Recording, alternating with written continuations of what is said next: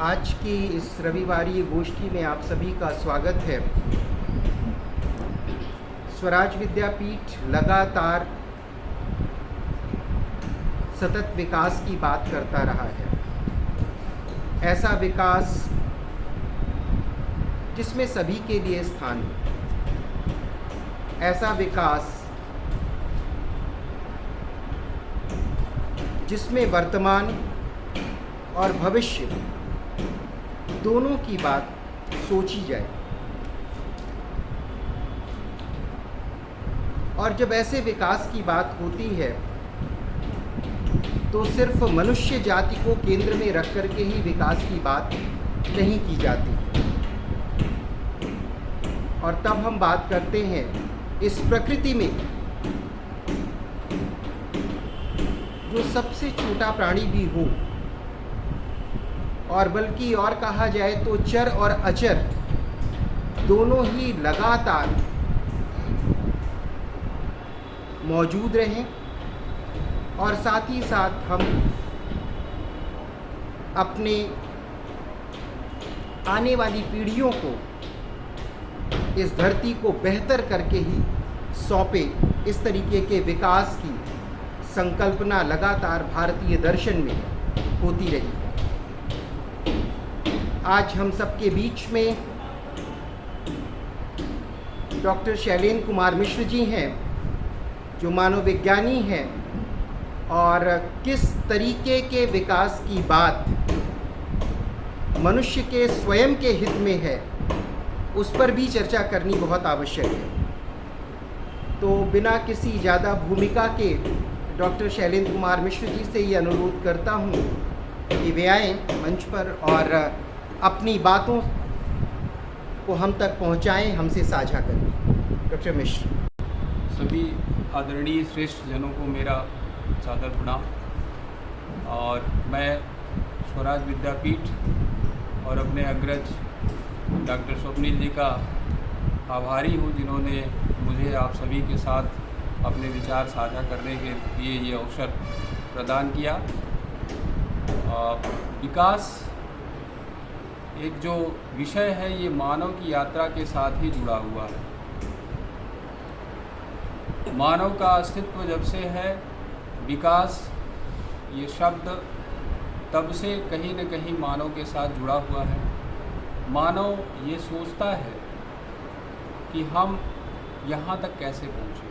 यही एक प्राणी है जिसको संभवतः प्रकृति ने ये शक्ति दी है कि वो विचार कर सके कि हम कौन हैं, हम कैसे यहाँ तक पहुँचे, हम कहाँ जाएंगे, और इस हमारे अस्तित्व की यात्रा में कौन कौन से पड़ाव रहे। ये सारा सब कुछ विकास शब्द के अंदर निहित है। विकास हमारी जो भारतीय परंपरा है, भारतीय मनीषा का अगर आप उसमें कंट्रीब्यूशन देखें तो हमारे यहाँ विकास को मानव तक ही संकेंद्रित न करके, अगर वैदिक वाङ्मय में देखें तो विकास को आत्मा के विकास, अपने आयाम के विकास, अपनी शक्ति के विकास, जो हमारी आंतरिक शक्ति है उसके विकास से जोड़ा गया है। और पूरा दर्शन, भारतीय जो दर्शन है वो इस पर आधारित है। वर्तमान में जब उसे आप देखें कि आर्थिक और सामाजिक विकास तक सीमित करने का प्रयास किया गया, और मूलतः आर्थिक विकास, पूंजी का विकास, पूंजी का संकेंद्रण, पूंजी का निर्माण, यहाँ पर जब हम इस यात्रा को केंद्रित कर दिए तो अनेक प्रकार की समस्याएं उत्पन्न होना शुरू हुई।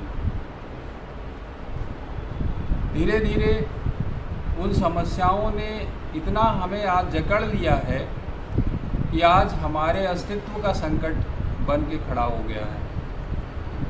अनेक प्रकार की समस्याएं, जो वातावरण से संबंधित समस्याएं हों, प्रकृति पर्यावरण से संबंधित समस्याएं हों, सामाजिक समस्याएं हों अनेक प्रकार की, वो कहीं न कहीं उस विकास की व्युत्पत्ति में हमको मिली है। और इस नाते उस पर विचार करना और उसके लिए कैसे प्रयास करना है, ये हम सभी का दायित्व भी बन जाता है। और कैसे अपना देश, कैसे अपने समाज इन विषयों पर ध्यान केंद्रित कर रहा है और कैसे इन विषयों के साथ जूझ रहा है, उसमें हमारा भी कहीं न कहीं सरोकार होना चाहिए और है भी। हमारे देश में और पूरे विश्व में भी अगर हम देखें तो हमारा लक्ष्य निर्धारित करने का एक कार्यक्रम देश की सरकारों ने और अंतर्राष्ट्रीय स्तर पर संगठनों ने भी किया। आज धारणी विकास की बहुत सारी चर्चा होती है। सस्टेनेबल डेवलपमेंट गोल, ये यूएनओ ने 2015 में एक कंसेप्ट लेकर के आए और संयुक्त राष्ट्र संघ ने कहा कि ऐसे करीब 17 ऐसे गोल हैं जो निर्धारित किए गए समाज जीवन के अलग अलग क्षेत्रों में, और उन्हें प्राप्त करने के लिए 169 टारगेट ऐसे तय किए गए कि इनको हमको प्राप्त करना है। 2030 तक का लक्ष्य दिया गया। उससे पूर्व में भी प्रयास हुआ है और जिसको हम लोग मिलेनियम डेवलपमेंट गोल के नाम से जानते हैं। 2000 में 2 सितंबर 2001 में यूएन ये लेकर के कॉन्सेप्ट आया कि हम 8 ऐसे गोल अलग अलग क्षेत्रों में निर्धारित करते हैं जिनको 2020 तक हम लोग प्राप्त करेंगे। 2015 में जब उसकी समीक्षा की गई तो देखा गया कि जो लक्ष्य निर्धारित किया गया था उससे भटकाव की स्थिति है, हम उसे प्राप्त करने की दिशा में नहीं। और फिर उसकी समीक्षा करके और सस्टेनेबल डेवलपमेंट गोल का एक कंसेप्ट, धारणी विकास की संकल्पना, उसको निर्धारित करने का काम किया। अब ये सारे गोल अगर आप देखें तो इसकी पृष्ठभूमि में क्या है, तो इसकी पृष्ठभूमि में मूलतः मानव के भौतिक अवदान है। जो भौतिक संकल्पना है, भौतिक समृद्धि है, मूलतः ये सारे गोल के अंदर वो उसके मूल अवदान है। और इसी नाते तमाम समस्याएं जो है वो गहराती जा रही हैं। उसको कुछ विषयों को अगर देखें तो सस्टेनेबल डेवलपमेंट गोल में केंद्रित करने का प्रयास किया गया और उसमें भी मूलतः जो है वो भारतीय विचारधाराएं, जो भारतीय दर्शन है, उसको ध्यान में रख करके उसको डिज़ाइन करने का प्रयास किया गया कि शायद भारत में उसके उत्तर मिल सकते हैं या भारतीय ज्ञान परंपरा में शायद उसके उत्तर तलाशे जा सकते हैं। ऐसे विचार करके उसको निर्धारित किया गया है।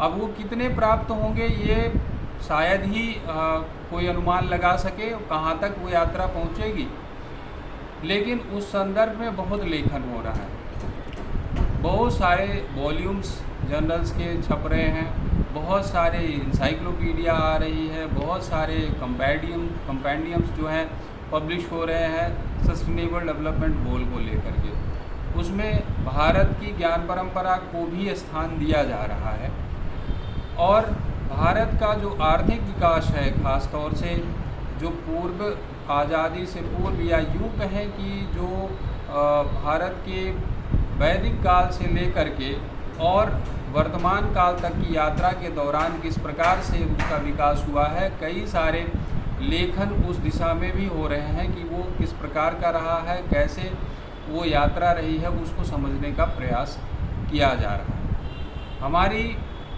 जो वर्तमान स्थिति है, जो वर्तमान हमारी परिस्थिति है, अगर वहाँ हम देखें कि हमारे देश में जो विकास शब्द जिस रूप में उसको हम ग्रहण करते हैं या हमारा जो इस्टेब्लिशमेंट है वो उसको ग्रहण करता है, तो उसमें मूलतः हम भी उसी विकृति के शिकार हैं। पिछले जो 70 साल की यात्रा है उसमें हम भी उसी विकृति के शिकार हैं और इसी नाते हम वो सारी समस्याओं को हम भी जूझ रहे हैं जैसा कि दुनिया के दूसरे देश या दूसरी संस्कृतियां जूझ रही हैं।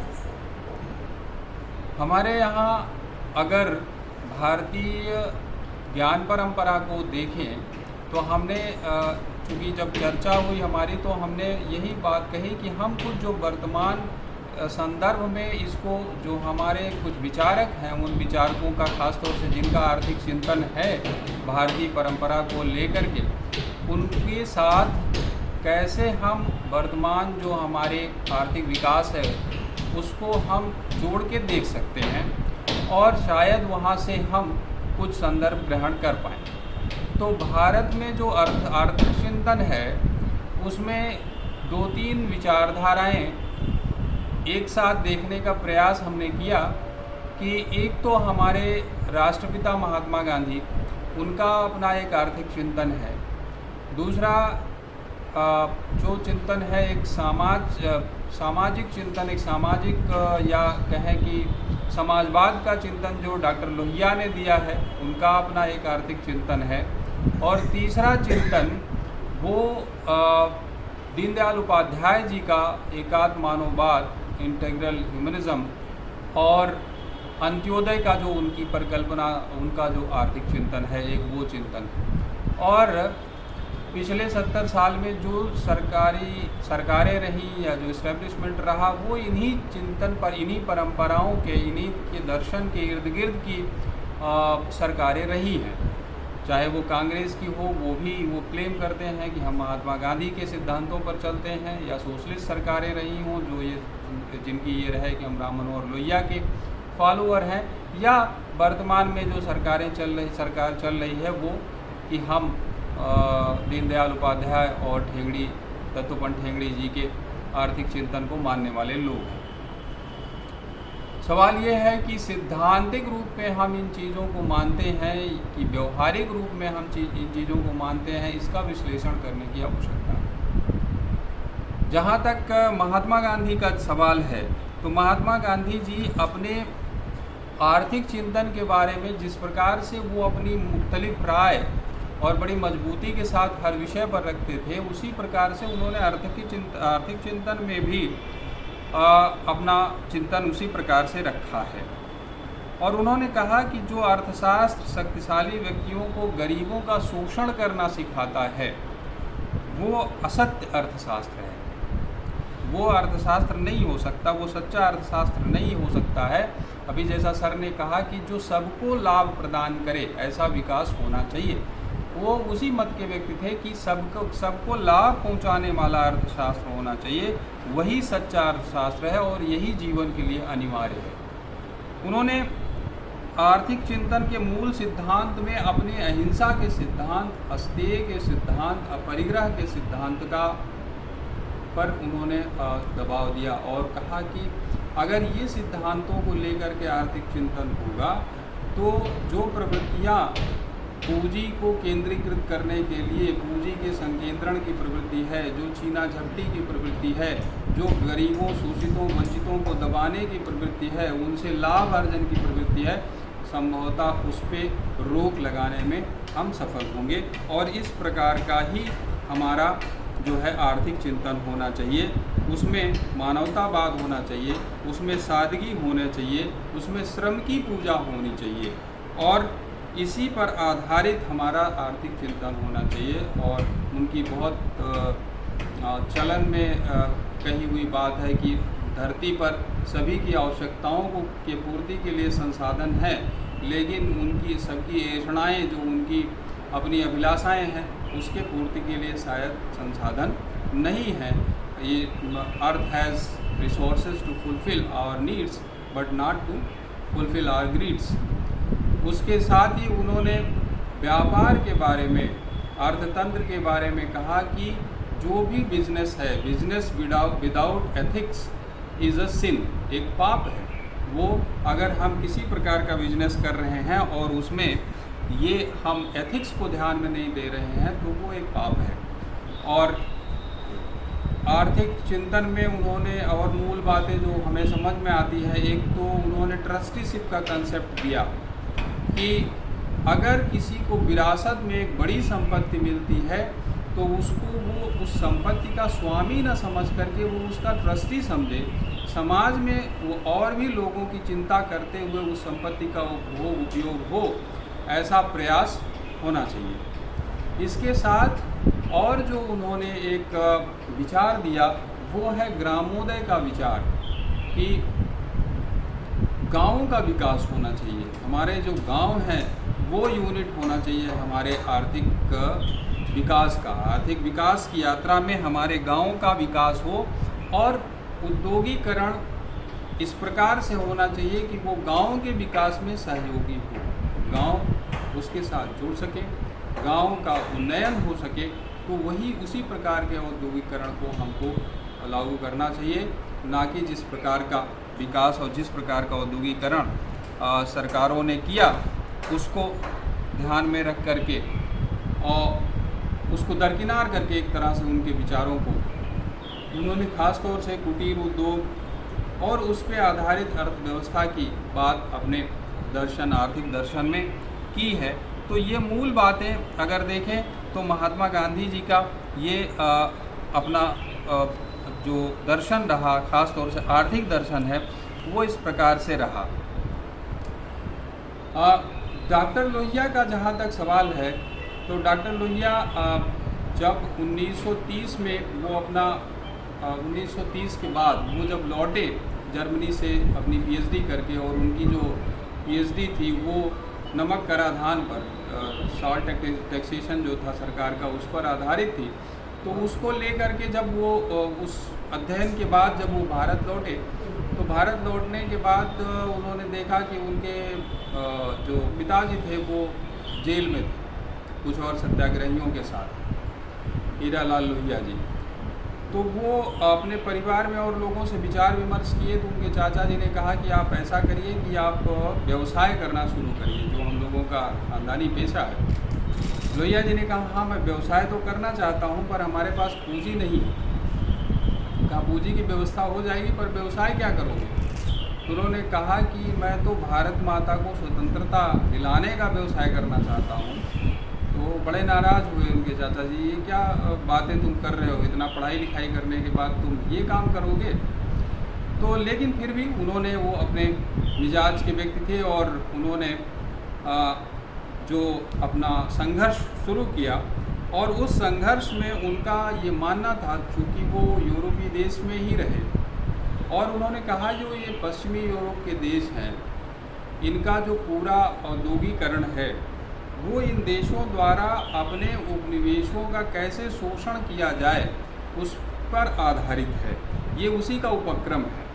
तो इसलिए वो साम्यवाद और पूंजीवाद इन दोनों को अपने विचार में विचारों से दूर रखते थे। उनका मानना था ये दोनों ही किसी देश के लिए, किसी समाज के लिए उपयोगी सिद्ध नहीं हो सकते, और इन दोनों का ही आपस में गहरा एक अंतर संबंध है, साम्यवाद और पूंजीवाद का।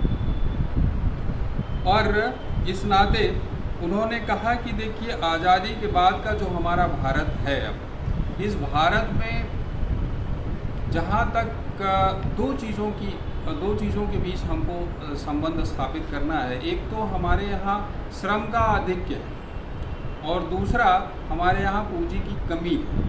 तो हमारी जो तकनीकी हो विकास की, वो तकनीकी जो है वो श्रम आधारित तकनीकी होना चाहिए, ना कि वो पूंजी आधारित तकनीकी हो। और इस नाते उन्होंने जो उस समय के टेक्नोक्रेट्स थे और जो वैज्ञानिक थे उनका आह्वान किया कि इस प्रकार की तकनीकी का सृजन किया जाए जो श्रम आधारित हो, ऐसी तकनीकी को बढ़ावा न दिया जाए जो कि पूंजी आधारित हो। कहाँ तक उसमें सफलता मिली ये हमें सोचना है, और कितना हम उसमें बढ़ पाए उनकी दिशा, उस दिशा में, वो भी सोचने की बात है। उन्होंने कहा कि जो भारी उद्योग हैं वो उनकी संख्या कम होनी चाहिए, और उस भारी उद्योग का नियंत्रण सरकार के हाथों में होना चाहिए। जबकि जो जन भागीदारी की पक्षधरता उनकी थी, और इस नाते छोटे लघु कुटीर उद्योग ऐसे जो है वो गैर सरकारी प्रयास से समाज के द्वारा निर्मित होने चाहिए, समाज को स्वावलंबी बनाने, जो समाज को स्वावलंबी बनावें, जो हमारी कृषि व्यवस्था को सुदृढ़ करें, जो हमारे ग्राम्य जीवन का विकास करें। ऐसा एक मॉडल, आर्थिक मॉडल का कॉन्सेप्ट उन्होंने लोहिया जी ने अपने उसमें आर्थिक चिंतन में दिया। उन्होंने उससे आगे बढ़ के संभवतः वो पहले व्यक्ति थे जो गैर बराबरी सामाजिक हो आर्थिक हो उसके बारे में इतनी दृढ़ता से अपने विचार रखे। उन्होंने न केवल पितृसत्तात्मक समाज के बारे में चिंता की, कहा कि ये दूर होना चाहिए, बल्कि उन्होंने ये कहा कि हमारी महिलाओं को आगे आगे इस पूरे उपक्रम में शामिल होना चाहिए, आर्थिक प्रगति में हमारे शामिल होना चाहिए और उनको इसके लिए सशक्त बनाना चाहिए। उन्होंने इसके लिए द्रौपदी का उदाहरण, जो हमारे एक महाभारत की नायिका एक तरह से कह सकते हैं, उनका उदाहरण दिया कि उस प्रकार से बनना चाहिए जो पुरुषों के लिए लक्ष्य निर्धारित करें। ऐसी महिलाएं हमको चाहिए। हमको ऐसी महिलाएं चाहिए जो रजिया सुल्तान की तरह से शासन कर सके। उस प्रकार के महिलाओं के लिए, महिलाओं के विकास के बारे में डॉक्टर लोहिया ने स्ट्रेस दिया अपने विचारों में। और उस विषमता को जो गरीबी के कारण, शोषण के कारण, पूंजी की जो चंद हाथों में केंद्रित है उसके कारण व्याप्त है, उसके विरुद्ध उनका चिंतन अगर देखें हम तो पूरा उसके आसपास घूमता है। अब और हमारे अगर हमारे वैदिक शास्त्रों में भी देखें तो हमारे वेदों में भी कहा गया है कि तकनीकी का प्रयोग जीवन में उतना होना चाहिए जितना कि आँखों में अंजन का प्रयोग होता है। तकनीकी का प्रयोग इतना नहीं होना चाहिए कि वो हमको नियंत्रित करने लगे। तो उसी दिशा में हमारे जो मनीषी हैं वो उनका विचार रहा।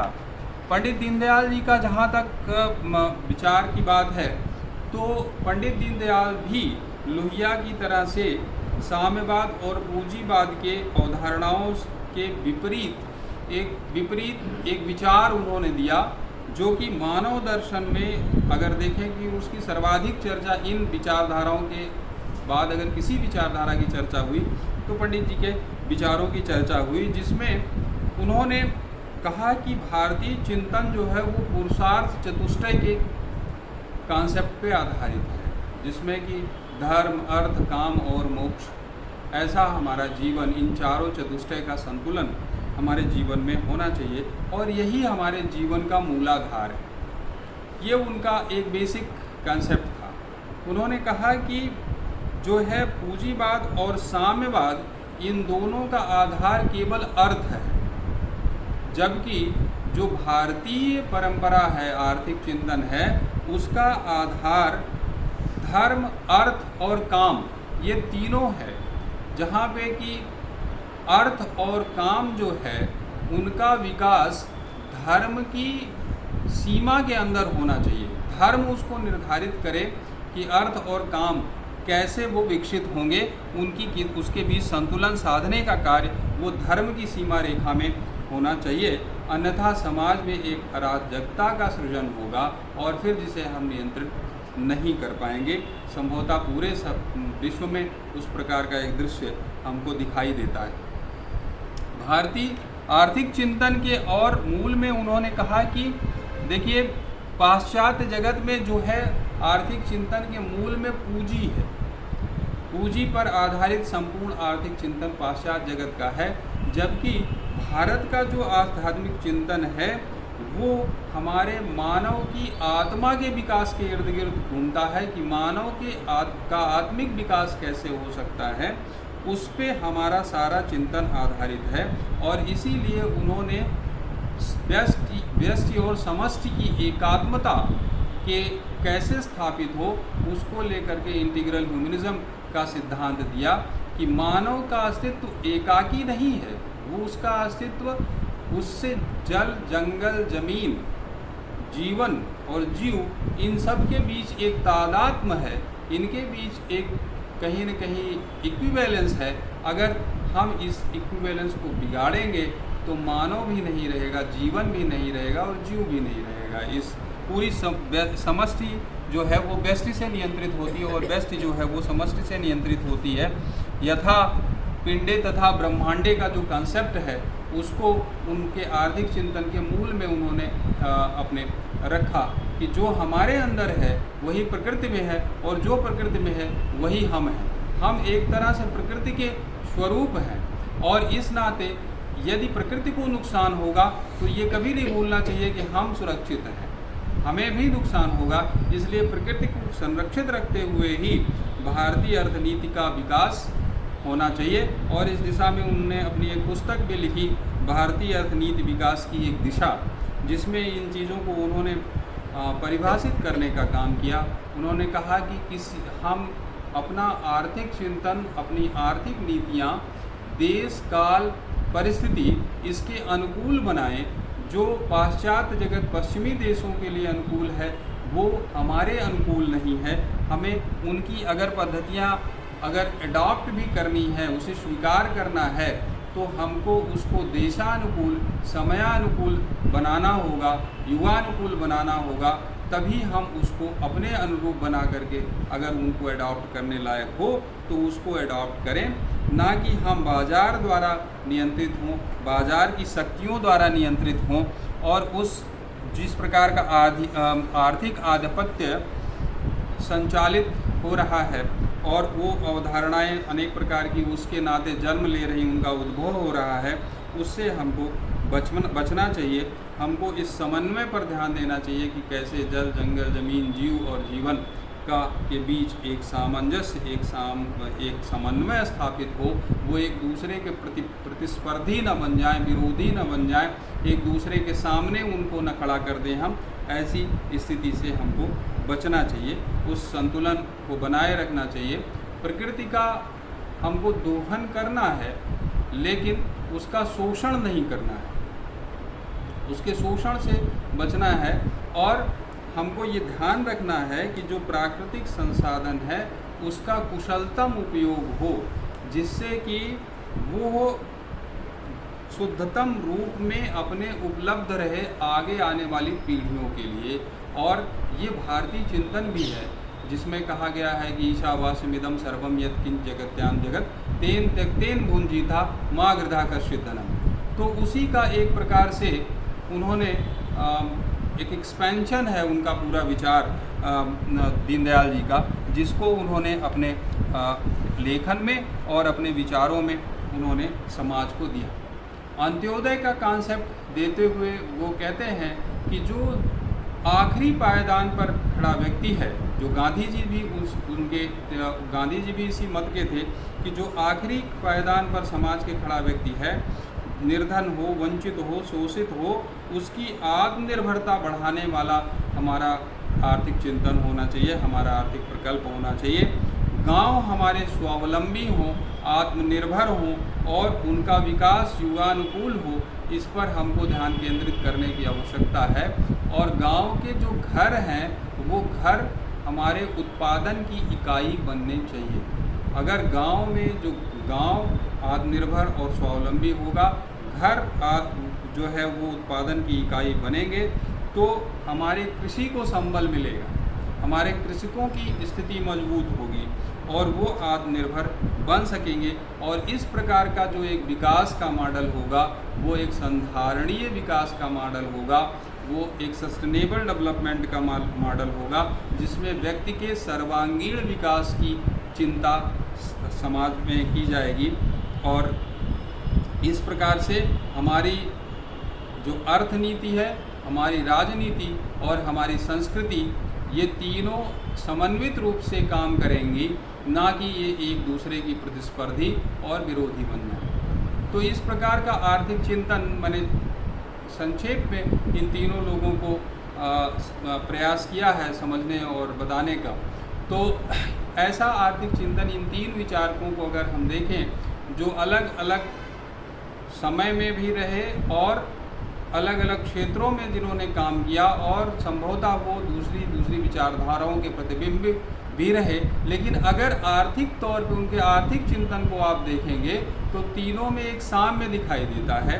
और वो साम्य ये है कि सभी का ये मत था कि गाँव का विकास होना चाहिए, हमारा विकास गाँव केंद्रित होना चाहिए, हमारा विकास व्यक्ति केंद्रित होना चाहिए, हमारा विकास समाज केंद्रित होना चाहिए। वो इस पक्ष के थे कि प्रकृति का उतना ही दोहन होना चाहिए जितना कि फिर वो रिन्यू हो जाए, उसका इतना दोहन न हो कि उसमें रिन्यूएबल की क्षमता न रह जाए। वो सारे इसी मत के थे कि हमारा प्रकृति के साथ एक संतुलन, एक सामंजस्य, एक तादाद हमेशा बना रहना चाहिए और हम प्रकृति के शोषक न बने, हम प्रकृति के पोषक बने, हम ऐसा अर्थतंत्र अपने देश समाज में विकसित करने का प्रयास करें। लेकिन अगर हम देखें तो हमारा जो अर्थ दीनदयाल जी ने एक बहुत अच्छी बात कही। उन्होंने कहा कि आज़ादी हमें जो मिली, आज़ादी में हमको खाली ट्रांसफ़र ऑफ पावर हुआ, हमें शक्ति मिल गई और शक्ति के साथ साथ जो विकृतियाँ भी थीं उस समय की, उस सरकारों की, अंग्रेजी हुकूमत की, उस विकृतियों को भी हमने उसी रूप में ले लिया। हमने उसमें अपना स्व खो दिया। हमने बात की थी स्वराज की, हमने बात की थी स्वावलंबन की, हमने बात की थी खादी की, हमने बात की थी आत्मनिर्भरता की, हमने बात की थी सांस्कृतिक शुचिता की। वो सारा जो हमारा आंदोलन था आज़ादी से पहले, वो आज़ादी के बाद वो कहीं विलुप्त हो गया। हमने उन विकृतियों के साथ इस शक्ति को ग्रहण किया है और फिर वो यात्रा उसी रूप में शुरू हो गई और जिसमें हम लोग सारे देखते हैं कि कंपनियों का कैसे राज हुआ, सरकारों ने कैसे उसको समर्थन दिया और ये तर्क दिया गया कि इतने बड़े समाज, इतने बड़े देश को संभालने के लिए हमको बड़े उपक्रम खड़े करने पड़ेंगे। कल प्रशांत चंद्र महालनोबिस जी का जन्मदिन था और कहा जाता है कि बिग पुश थियरी के पीछे जो द्वितीय पंचवर्षीय योजना रही, कहीं न कहीं उनका योगदान रहा है और वो हमने बड़े बड़े प्रोजेक्ट्स उस समय सरकार ने खड़े किए कर्जा लेकर के जिस भी रूप में उसको कि हम इससे देश को एक बड़ा पुश मिलेगा। लेकिन उसके भी आप देखें तो दीनदयाल जी का भी लेखन है और भी जो आर्थिक चिंतक हैं उनका भी लेखन है, कितना उससे हमको फ़ायदा मिला है और कितना उससे देश आगे बढ़ा है। लेकिन एक दिशा ज़रूर उसमें तय हो गई कि हम जो ग्राम स्वराज की बात कर रहे थे, जो हम छोटे आर्थिक इकाइयों की बात कर रहे थे, उस दिशा में हम नहीं जा रहे हैं, हम किसी और दिशा में जा रहे हैं जिसमें बड़े बड़े प्रकल्प होंगे, बड़े बड़े उद्योग धंधे लगेंगे, बड़ी कंपनियां आएंगी, बहुत सारा विदेशी पूंजी हमारे देश में संकेंद्रित होने के लिए आएगी और धीरे धीरे पूरी राजनीति और पूरा सरकारी तंत्र अगर देखें तो पिछले 60-70 साल में उसी दिशा में चल पड़ा है। वो चाहे लोहिया के दर्शन वाले लोग रहे हों, वो चाहे गांधी के दर्शन वाले रहे हों, चाहे दीनदयाल जी के दर्शन वाले लोग रहे हों, सबने उसी प्रकार की यात्रा आरंभ कर दी है और पूरा अर्थतंत्र अगर हम देखें तो उसी दिशा में जा रहा है। मैंने कुछ एक जो डेटा है उसके आधार पर ये निष्कर्ष निकाला है और कुछ एक जो बड़े सरोकार हैं, जैसे कि हमारे स्वास्थ्य का, हमारे संचार का, सुविधाओं का और हमारी सुरक्षा। अटल बिहारी वाजपेयी ने एक समय कहा कि हमारी शिक्षा, सुरक्षा और स्वास्थ्य ये फ्री होना चाहिए, इसके अलावा कुछ भी फ्री देश में नहीं होना चाहिए। तो ये जो सरोकार हैं, आप देखिए कि इन सरोकारों में हम कैसे विदेशी दखल और विदेशी कंपनियों का प्रभाव हमारे cutting across all the establishments, all kinds of ideology, जितने भी प्रकार की विचारधाराएं हैं, उन सारी विचारधाराओं को किनारे करके हम उसी दिशा में आगे जाते जा रहे हैं। आप सरकार का एक मैंने डॉक्यूमेंट लिया पार्लियामेंट का, जिसमें एफडीआई की बात की गई है, ख़ास तौर से लोकसभा का रेफरेंस नोट है, जिसमें कि जो रेलवे है हमारा, जो एक सबसे बड़ा सार्वजनिक उपक्रम हमारे देश का है लगभग, वो उस सार्वजनिक उपक्रम में विदेशी पूंजी का सीधा इन्वेस्टमेंट डायरेक्ट जो एफडीआई है उसकी लिमिट को 2017 में बढ़ा करके 100% कर दिया गया। धीरे धीरे बढ़ाते हुए उसको 100% कर दिया गया और इसके अंतर्गत कई सारे मेजर जो प्रोजेक्ट्स हैं वो एफडीआई पर आधारित हैं, जैसे सुंदरबन कॉरिडोर की रचना हो, फ्रेट कॉरिडोर की रचना हो, या हमारी सिग्नलिंग हो जो गाड़ियों में देखते हैं अक्सर वो हो, या इलेक्ट्रिफिकेशन हो रेलवे ट्रैक का। इसमें 100% सरकारी पूंजी आ सकती है, सरकारी कंपनियां निवेश कर रही हैं और वो सरकारी कंपनियां मूलतः वो यूएसए की है, स्पेन की हैं, नीदरलैंड की हैं, कनाडा की हैं, सिंगापुर की हैं, ऑस्ट्रेलिया की हैं। इन सभी ने इसमें निवेश करना शुरू किया है और 100% तक हमारी सरकारों ने फॉरेन डायरेक्ट इन्वेस्टमेंट इसमें खोल दिया है। इसी प्रकार अगर डिफेंस सेक्टर की बात करें तो 2001 में 28% तक एफडीआई का यहाँ पर एक कैपिंग थी, जिसको बढ़ा करके अगस्त 2014 में 49% कर दिया गया और जो जून 2016 में 100% एफडीआई यहाँ पर भी डिफेंस सेक्टर में भी सरकार ने कर दिया। और इसमें जो इन्वेस्टमेंट करने वाले हैं वो देश हैं फ्रांस हैं, यूके है, यूएसए है, इजराइल है। इन सब की कंपनियां जो हैं वो हमारे डिफेंस सेक्टर में पूरे धड़ल्ले से इन्वेस्टमेंट हो रहा है और वो यहाँ पे एक तरह से उनका धीरे धीरे करके कब्जा हो रहा है। उसकी परिणति क्या हो रही है उसका भी छोटा एक आकलन करने का हमने प्रयास किया कि आप रेलवे को देख लीजिए। मार्च 2020 में वरिष्ठ नागरिकों के लिए मिलने वाली रियायत रेलवे ने बंद कर दी।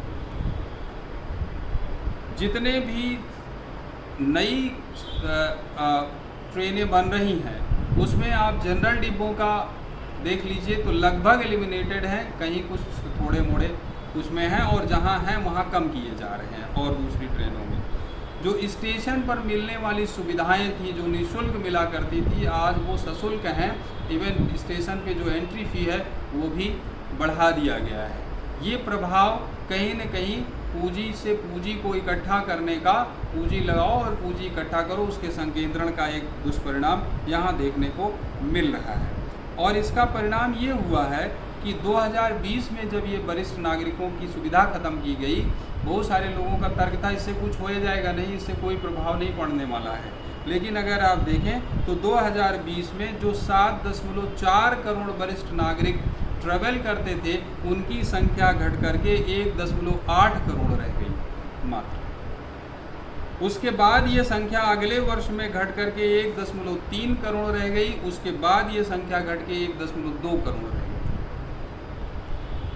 तो इस प्रकार से उसका एक स्टैटिस्टिकली भी आप देखें डेटा के आधार पर तो उसका क्या दुष्परिणाम पड़ा है। ये सरकारी उपक्रम रेलवे जिसमें कि पिछले 6 सालों में 81,000 नौकरियां ग्रुप सी और ग्रुप डी की समाप्त कर दी गई। सरकार के नोट के आधार पर मैं बता रहा हूं और कई अखबारों की रिपोर्टिंग भी है। इसके साथ ही जो भूमि अधिग्रहण की समस्याएं हैं वो अलग हैं रेलवे से संबंधित।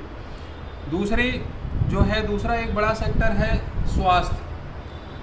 स्वास्थ्य में 2004 में विदेशी पूंजी और प्राइवेट पूंजी का अगर देखें कंट्रीब्यूशन तो 40% था।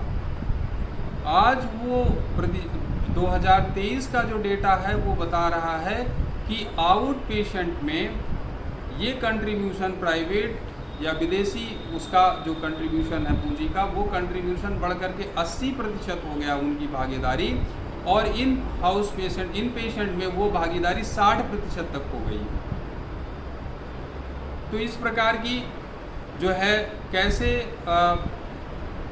दूसरे मतलब कंपनी राज इस क्षेत्र में भी जो सार्वजनिक उपक्रम हैं जो सीधा हमारे जीवन से जुड़े हुए विषय हैं उन विषयों में किस तरह से वो इंट्रूड कर रहा है इसको हमें समझने की बात है।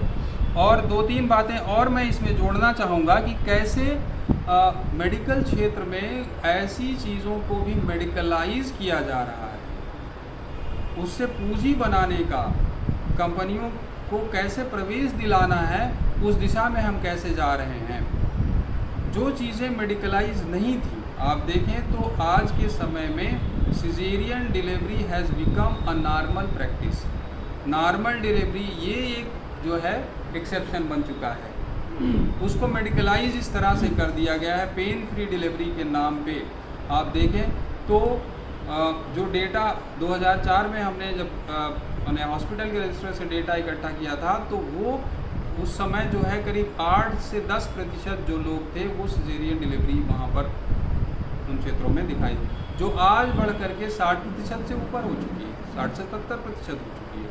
तो हम मानव हैं, हमारा विकास होता है, हमारे शरीर में उस प्रकार के परिवर्तन होते हैं, हमारा शरीर उसे अडॉप्ट करता है।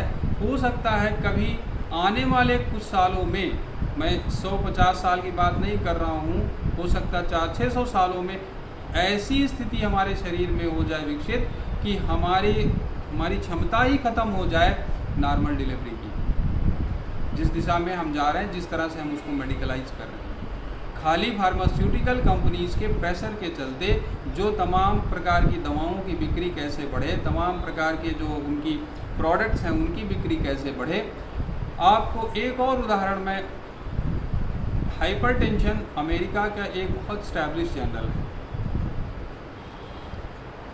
उस जर्नल में एक आर्टिकल प्रकाशित हुआ 2000 के लगभग, जिसमें मुझे भी पढ़ने का मौका मिला। तो पहले जो ब्लड प्रेशर का कट ऑफ था 1960 से पहले, वो कट ऑफ 160 और 100 था। एसबीपी का 160 और डीबीपी 100 था।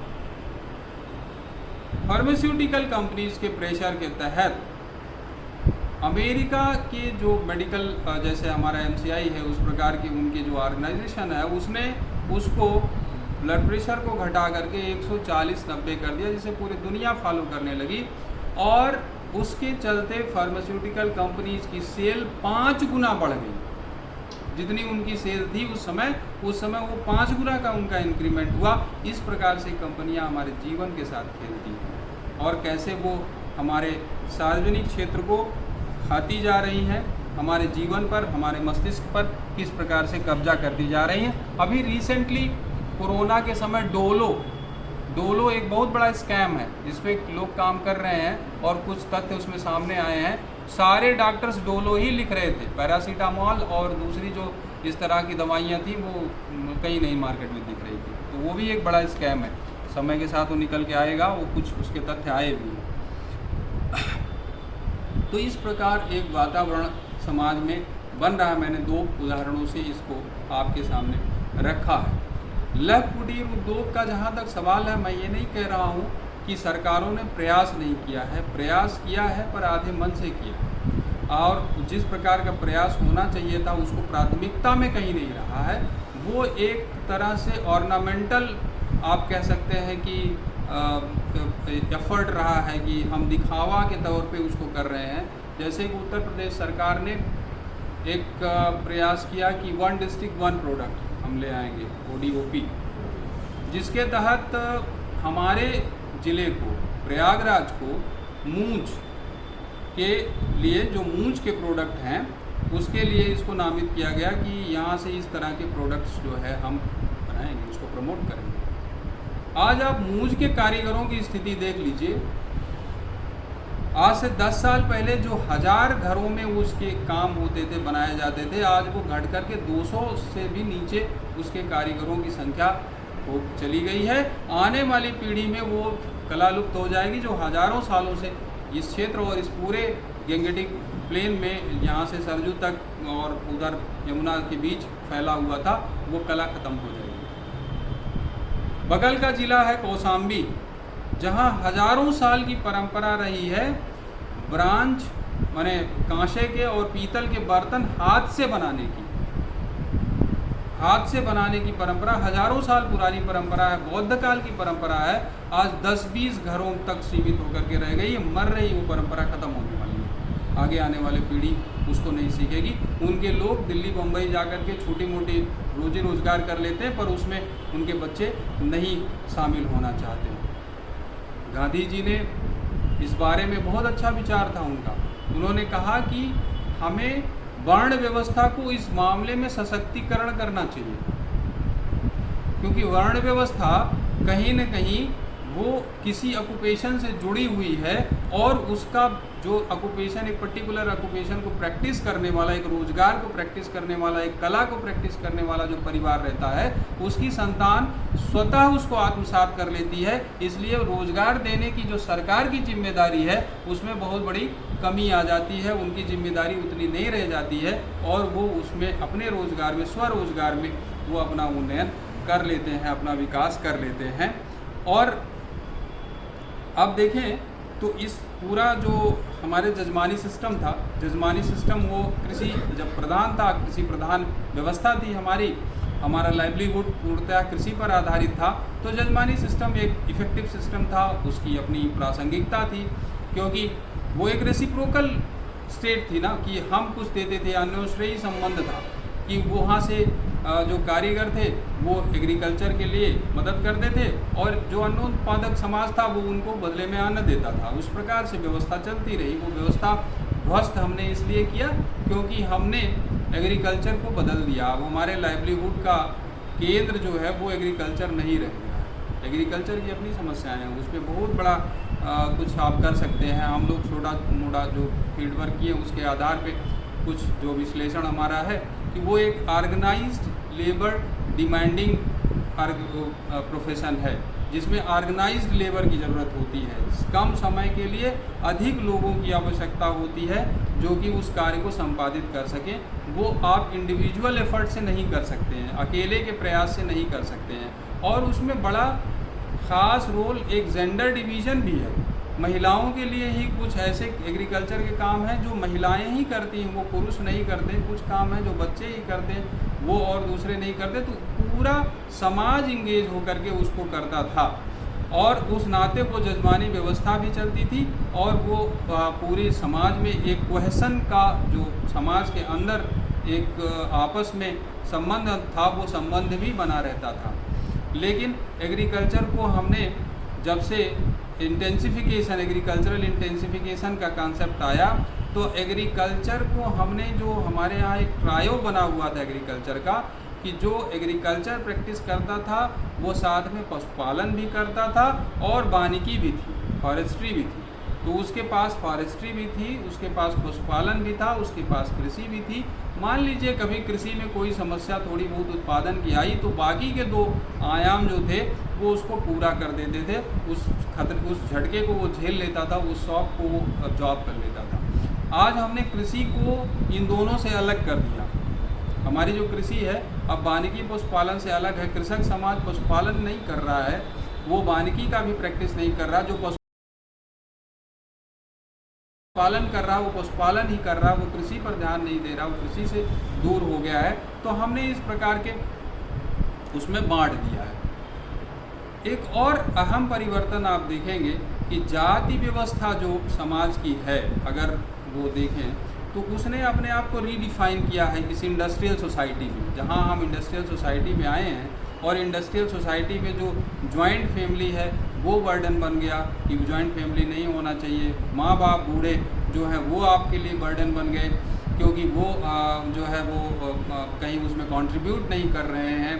जो अर्निंग में, लाइवलीहुड में जो पहले किया करते थे, उनका अनुभव, उनका विमर्श वो कृषि में महत्वपूर्ण हुआ करता था। उनका वो एक मालिक की भूमिका में थे, डिसीजन मेकिंग की भूमिका में थे। तो हमारा जैसे लाइवलीहुड चेंज हुआ है, हमारा जैसे ये इसका प्रभाव बढ़ा है पूंजी का, उसी प्रकार से ये चीज़ें भी परिवर्तित होती गई हैं। लेकिन कैसे रीओरिएंट किया है कास्ट ने, अभी एक अध्ययन हुआ, एक दो अध्ययन हम लोगों के उसमें भी हुआ और भी लोगों का मैं अध्ययन देख रहा हूँ कि आप देखिए कि उसको भी ठेकेदारी, वहाँ पर भी कंपनी राज आ गया है। कैसे हो रहा है कि आज अगर एक होटलों का सर्वे करिए तो होटलों में जो चादरें धुलने वाले लोग हैं, जो वहाँ पे तकिया और ये सारे जो वहाँ पे निकलते हैं कपड़े, उसको धुलने वाले, लॉन्ड्री सर्विस देने वाले, वो उसी समाज से आते हैं जो कभी ग्रामीण व्यवस्था में वो काम किया करते थे। लेकिन वो करता कैसे है, वो एक ठेकेदारी हो गई है, आउटसोर्सिंग हो गई है, उसमें भी बिचौलिया आ गया है, उसमें भी कंपनियां अपना प्रसार कर रही हैं। उनके माध्यम से वो वहाँ तक पहुँच रहा है जो डायरेक्ट कभी हुआ करता था एक दूसरे में। इसी प्रकार से आप देख लीजिए आयरन स्मिथिंग का काम जो लोहार किया करते थे, डायरेक्ट वो एक जो सर्विस लेने वाले थे उनके डायरेक्ट उसमें थे, आज भी वो समाज वो काम कर रहा है, लेकिन वो थ्रू एक मीडिएटर काम कर रहा है। आप प्रयाग में भी सर्वे करके देखेंगे तो आपको यही रिजल्ट मिलेगा जैसा देश के दूसरे हिस्सों में मिल रहा है।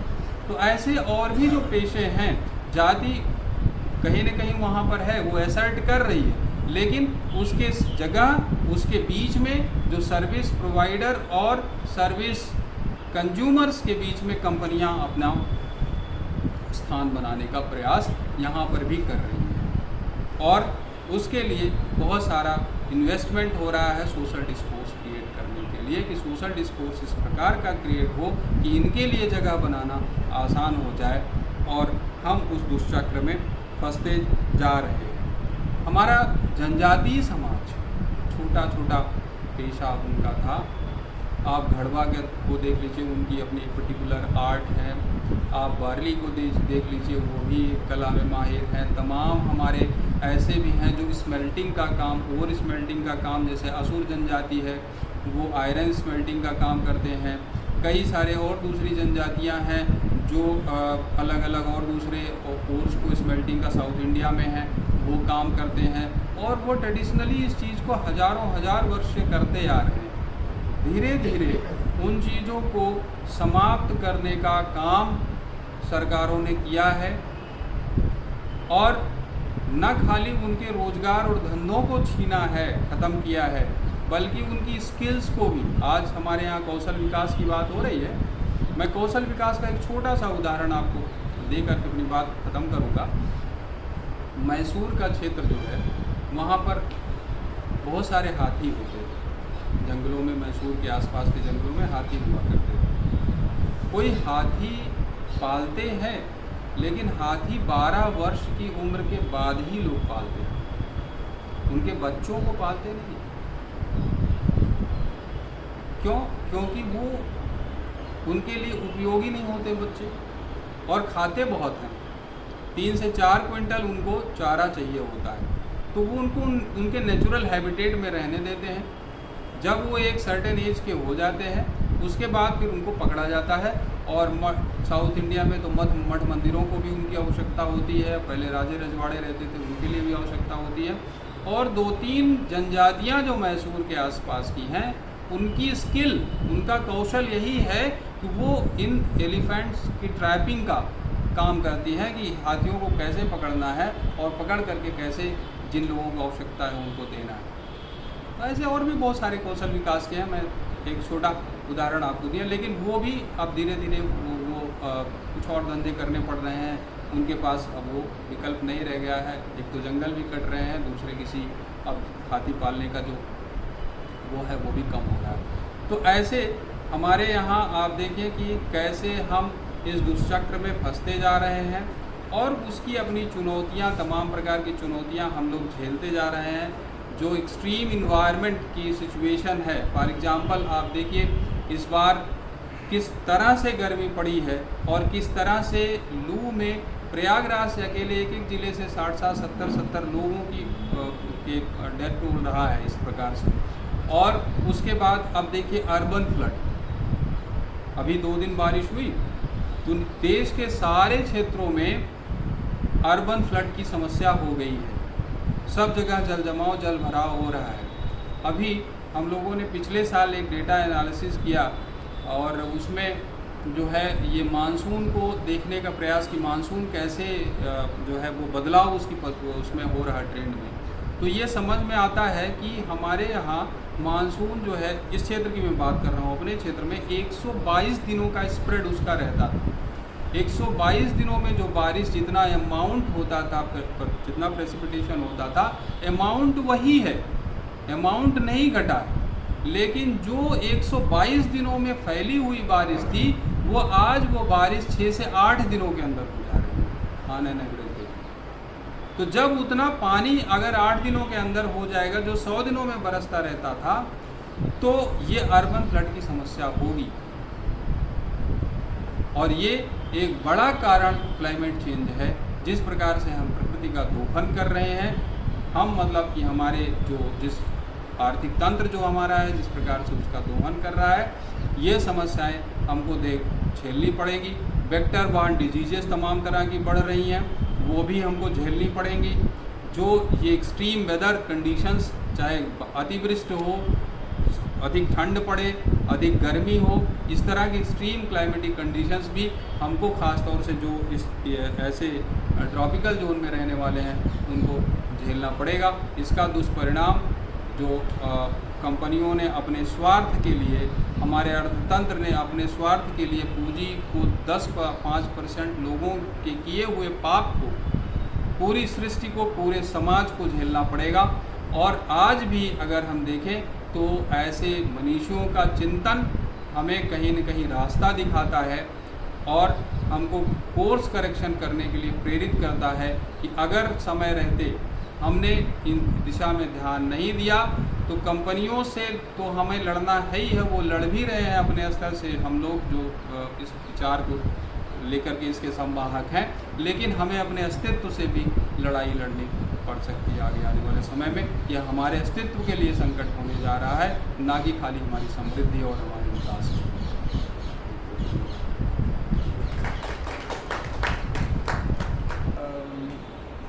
बहुत सारी चर्चाएं यहाँ पर हुई हैं और हम लोगों की जो सामाजिक चिंता है अनेक विषयों के बारे में, इनके बारे में यहाँ बातचीत की गई है। विषय था सतत विकास और भारतीय दर्शन, वहीं से वाली बात शुरू हुई थी।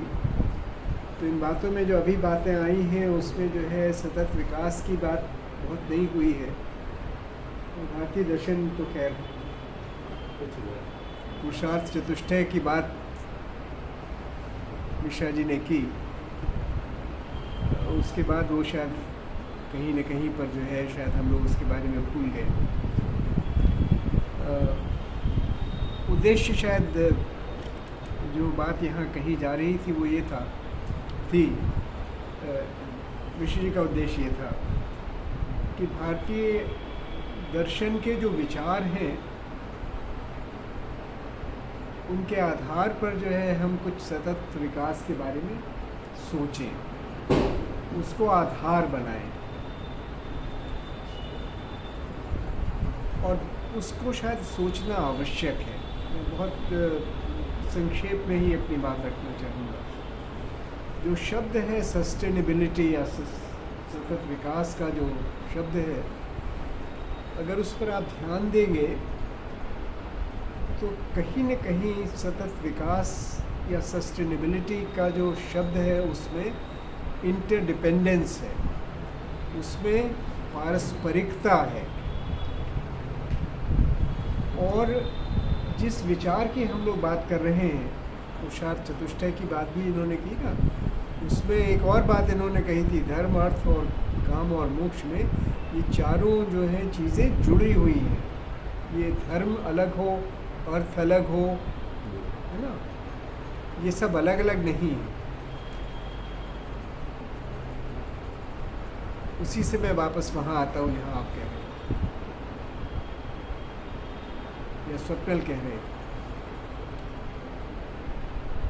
शायद इस बात को सोचने की ज़रूरत है कि हम यहाँ पहुँचे कैसे।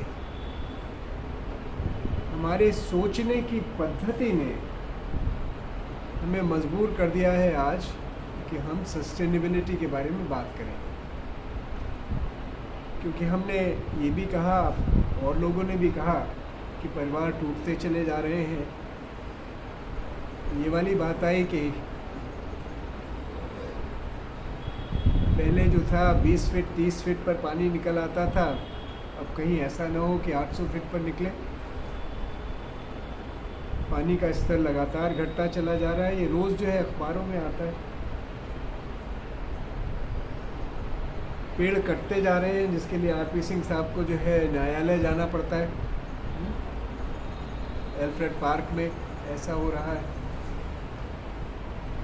विकास के नाम पर जो है बड़ी सड़कें बन रही हैं 6 लेन वाली, और अभी पता चला है कि 3 लाख पेड़ जो हैं कटने वाले हैं। और हसदेव का जंगल में मैं वहीं से आ रहा हूँ, देख रहा हूँ कि क्या कट जाएगा तो क्या बचेगा वहाँ पर। तो हमारा और प्रकृति का संबंध जो है, जो तोड़ रहा है वो है कौन? नीति की बात आई, ऋषि जो बात कर रहे थे, जो नीति निर्धारित करते हैं लोग, वो हम ही लोग हैं। हम ही जैसे लोग हैं, उनके सोचने की एक पद्धति होगी, सोचने का एक तरीका होगा, और वो सोचने का तरीका जो है वो कहीं न कहीं पर स्वार्थ केंद्रित ही है। उसमें जो है कहीं न कहीं पर यही है कि ग्रीड इज गुड, क्योंकि उसके बिना विकास नहीं होता है। अर्थशास्त्रियों ने हमें यही बताया है। इलाहाबाद वालों को छोड़ दीजिए ना, इलाहाबाद वालों ने ये नहीं बताया कि ग्रीड इज गुड।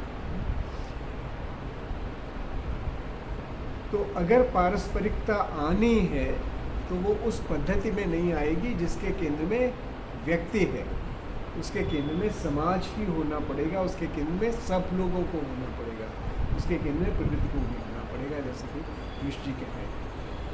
सस्टेनेबिलिटी तभी संभव है, उसके बाद नहीं संभव। और उसके लिए वो दिमाग बनाने ज़रूरी हैं जो कि हमें जोड़ें, जो तोड़े नहीं। जिस तरफ जो है वो कह रहे थे, जो बात मैं बार बार कहता हूँ, वो ये है कि कहीं न कहीं पर जो मैकॉले की एजुकेशन है, जिसे आप 12वीं में ख़त्म करना चाहते हैं, उस मैकॉले की एजुकेशन ने हमारे दिमागों को, हमारे सोचने की पद्धति को बदला है, उसने तोड़ा है। उसने हमें ये बताया है कि तर्क पद्धति क्या होती है, एक ही चीज़ सही होती है। पहले तो ये बताया है there is only a single truth. Sustainability में कभी भी ये संभव ही नहीं है कि there is only one truth, ये संभव नहीं है।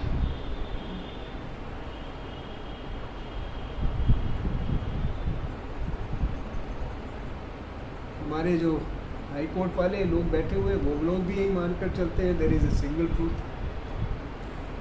ये पॉसिबिलिटी है कि there can be multiple truths also, ये हमारा लीगल सिस्टम नहीं बताता है। एक ज़माने में ज़रूर थी कि पंचायत जो है सारी परिस्थिति को देखकर निर्णय लिया करती थी, लेकिन यहाँ पर तो जो है लेटर ऑफ द लॉ, उसमें लिखा हुआ है, जो लिखा हुआ है वही माना जाएगा, उसके अलावा कुछ और नहीं माना जाएगा, उसी को इंटरप्रेट किया जाएगा। तो जो इंडिविजुअलिस्टिक सोसाइटीज़ हैं उनमें वही होगा जो कि अभी हो रहा है। हमारी सोसाइटी जो है वो कलेक्टिविस्टिक रही है, लेकिन अब बदल गई है। इस बात को भी समझना ज़रूरी है कि नई टेक्नोलॉजी आएगी, सोसाइटीज़ इवॉल्व करेंगी, और कैसे हम सामंजस्य अपना बनाए टेक्नोलॉजी से, उसके बारे में सोचना पड़ेगा। लेकिन कुछ चीज़ों पर हम लोग जो है कंप्रोमाइज़ नहीं कर सकते हैं, और वो ये है कि जहाँ पर हम ये सोचें कि हम सब लोग इस धरती के प्राणी हैं और साथ साथ, वहाँ पर भारतीय दर्शन वाली बात आती है, जो यहाँ से इन्होंने बात शुरू की थी। इस बात को मान कर चलें कि यत् पिंडे तत् ब्रह्मांडे, इसको मानकर चले ईशावास्य मिदं सर्वम। और ग्लोबलाइजेशन के तहत अब जो है केवल मार्केट को ही ग्लोबलाइज न करें, विचारों को भी ग्लोबलाइज करें, और उस ग्लोबलाइजेशन के तहत जो है अगर हम ये करेंगे कि हम सब लोग साथ साथ हैं, और अगर साथ साथ नहीं रहे तो कहीं नहीं रहेंगे। इस शिक्षा पद्धति को, इस तरह के सोचने की पद्धति को अगर हम जो है आगे लाएंगे, तब तो हमारा भविष्य जो है कुछ बचा रहेगा, नहीं तो हम लोग सब डूब जाएंगे। आप सबका बहुत धन्यवाद।